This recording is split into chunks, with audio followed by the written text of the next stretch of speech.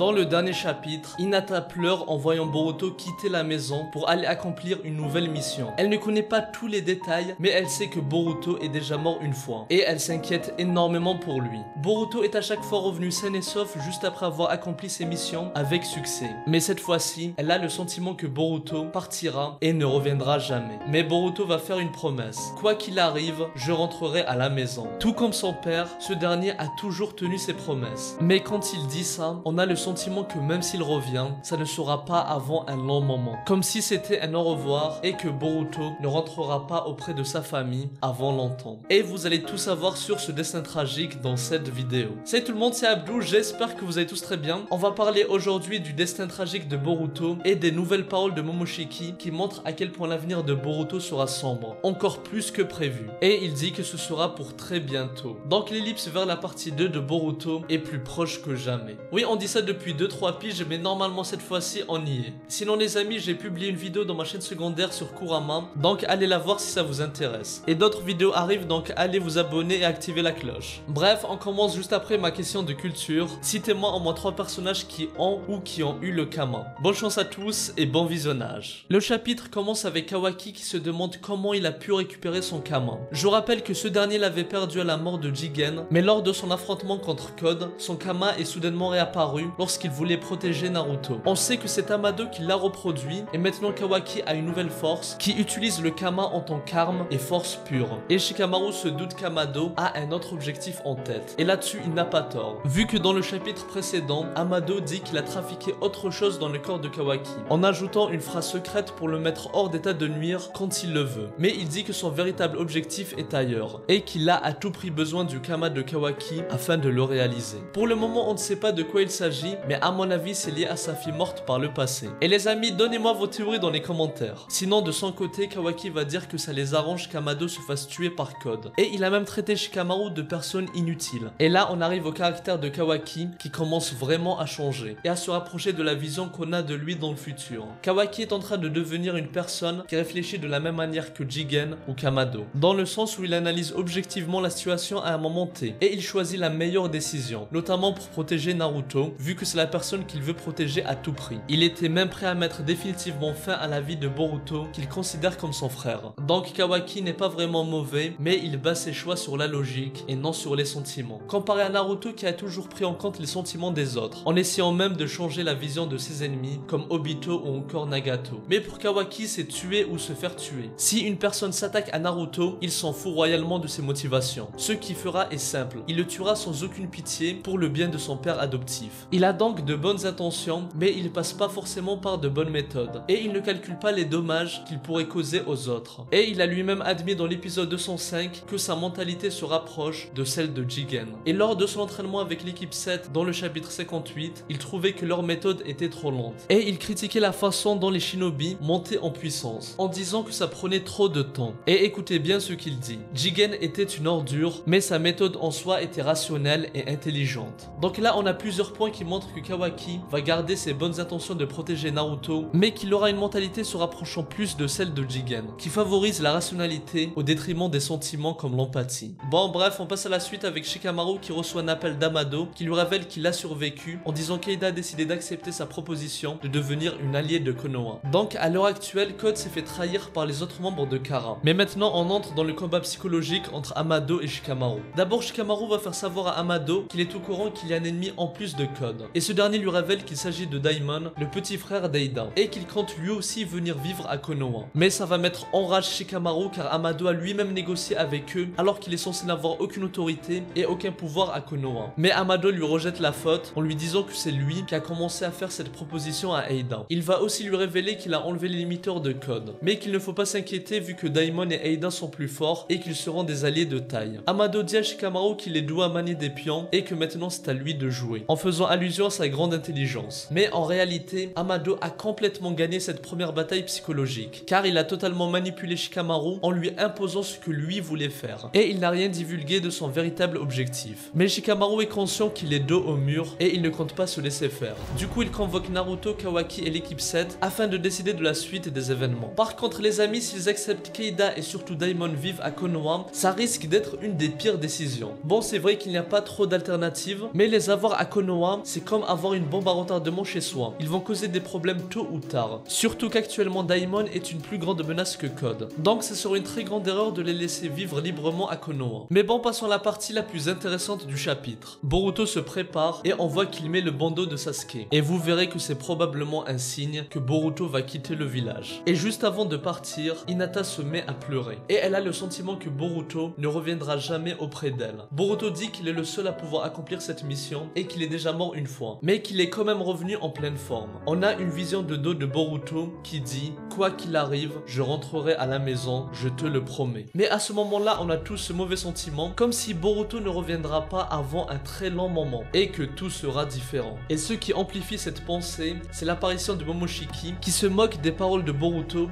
en disant que sa promesse sera vaine. Tu sais pourtant que ton avenir n'est que désespoir. Alors jusqu'à quand comptes-tu t'accrocher à la vie? Je te l'ai déjà dit, tu vas tout perdre. Et ce, dans peu de temps. Tu sombreras dans un grand désespoir et tu perdras ta volonté de vivre.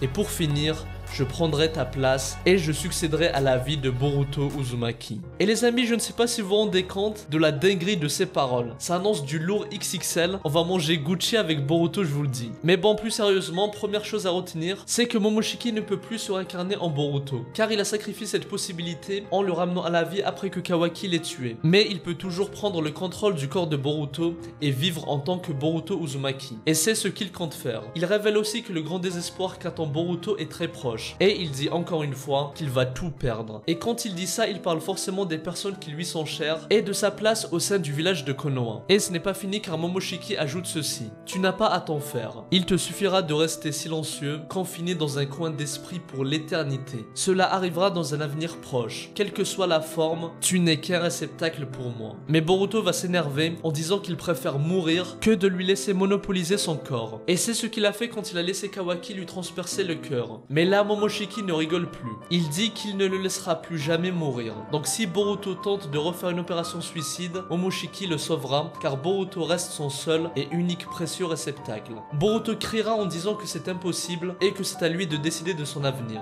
Mais avant de disparaître, Momoshiki dira que son destin est déjà scellé et qu'il a hâte que tout ça arrive. Et nous aussi on a tous hâte de voir ça. Et moi j'aime bien Momoshiki car en soi c'est un grand spoiler qui nous donne 3 foreshadowing par chapitre et du coup ça nous laisse place à plein de théories. Bref, maintenant écoutez bien ma théorie, qui sera peut-être confirmée plus tard. Alors pour moi, dans le tout premier épisode, on voit Kawaki et Boruto. Et à l'époque, on pouvait penser que Kawaki est le méchant et Boruto le gentil. Mais ça ne sera pas aussi simple comme nous le montre ce chapitre. Car d'un côté, Naruto restera toujours une personne chère pour Kawaki. Donc c'est impossible qu'il ait fait quelque chose d'aussi grave que de tuer son père adoptif. Mais comme on l'a remarqué, il commence à avoir la mentalité de Jigen. Et s'il faut tuer Boruto pour atteindre son objectif, il n'hésitera pas. Et c'est pour ça qu'ils se battent dans l'épisode 1, car ils ont une mentalité et une idéologie différentes. Et d'un autre côté, il y a Boruto, et comparé à Kawaki qui est 100% libre de ses actes, Boruto lui peut perdre le contrôle à tout moment à cause de Momoshiki. Et ça fait qu'il représente un très grand danger pour son entourage. Et d'après les paroles de Momoshiki dans ce chapitre, Boruto fera quelque chose de très grave et il ne pourra pas se le pardonner. Momoshiki le dit très bien, tu perdras ta volonté de vivre, au point de vouloir t'enfuir de ce monde. Donc Boruto va sûrement faire une dinguerie, comme par exemple le fait de blesser gravement un être cher, comme Naruto, Sasuke ou l'un de ses proches. Et ça sera sûrement à cause de Momoshiki. Et suite à ça, Boruto va sombrer dans un grand désespoir, car il ne pourra pas accepter le mal qu'il a causé. Et il décidera de fuir ce monde, dans le sens où il quittera Konoha, afin de ne pas blesser les personnes qu'il aime. Donc Boruto deviendra un ninja renégat, et c'est possible qu'il devienne le danger numéro 1. Et donc les 5 grandes nations ninja iront à sa recherche. En tout cas, ce qui est sûr, c'est que Momoshiki à travers Boruto va semer la zizanie et il vivra à travers lui. Donc Boruto n'aura pas d'autre choix que de quitter Konoha. Et on connaît le parallèle qu'il y a entre Boruto et Sasuke. Et peut-être que les deux suivront la même voie en quittant le village, mais pour des raisons différentes. Sasuke a agi ainsi à l'époque pour gagner en puissance, mais Boruto le fera pour protéger les autres du danger que représente sa puissance incontrôlable. Mais qu'importe ce qui se passera, à un moment donné Boruto va trouver la bonne voie, car comme l'a dit Mitsuki, il a beau être mort et ressuscité et devenu un Otsutsuki, Boruto restera Boruto. Et ça colle aussi à l'épisode 1 quand Boruto dit que malgré tout, je reste un shinobi. C'est-à-dire que malgré tout ce qui se passera de mal, malgré les épreuves et le désespoir qu'il va vivre, il reviendra en étant plus fort mentalement et il prendra le dessus sur Momoshiki. et ça sera sa manière de briser son destin scellé.